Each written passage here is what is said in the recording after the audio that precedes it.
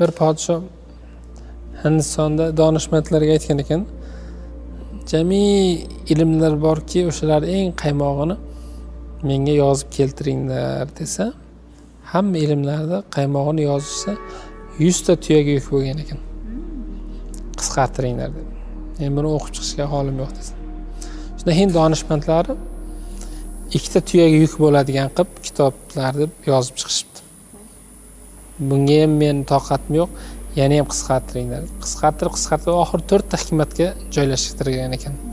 O'sha Hind donishmandlari butun dunyodagi katta ilmlar, dunyoga oid.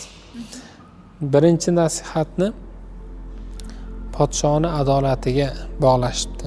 Ya'ni podsholarga xalqning ustida chiroyli adolat bilan siyosat qilishga va butun bu hukumatga taalluqli.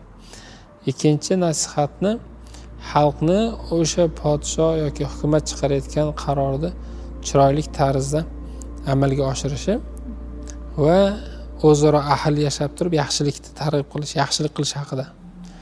Uchinchisi sog'lom hayot haqida nasihat qilishgan ekan. Ya'ni eng hammasini jamlagan sog'liqqa oid bir hikmat bor deb yozishgan ekanki, inson och qolmasin, ovqat yemasin va to'yishdan oldin to'xtatsin. 4-chi hikmat ijtimoiy masalaga oid bo'lgan ekan, ya'ni odamlar o'ziga begona bo'lgan, ya'ni nomahramlarga qaramasin degan mazmunda, ya'ni yaqin munosabatga kirishmasin degan mazmunda shu hikmatni 4 taga aytib ketishgan ekan. Hozirgi zamonda mana shu 4 ta masaladagi mezonlarda ko'raverasiz ekanda, tahlil qilsangiz qayerdadir xato ketyapti, qayerdadir to'g'ri ketyapti.